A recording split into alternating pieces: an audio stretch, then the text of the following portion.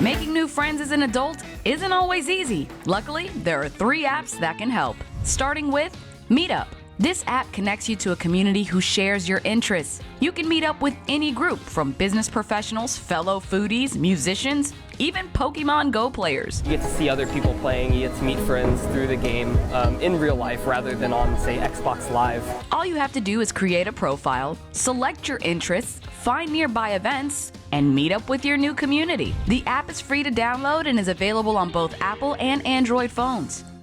Next up, Paw Dates. Are you and your dog looking for dog friends? Find dog-friendly events and enjoy dog meetups with other dog lovers. Users are able to create a profile for their pups and a parent profile for themselves. From there, users can begin to browse other users' profiles to either like or pass on that profile. Then, mutual likes between users makes a match, which brings you and your pup one step closer to meeting your new friend. The app is free to download but offers a premium subscription for about $3 a month that gives you a few extra perks like an ad-free experience, unlimited swipes, and more.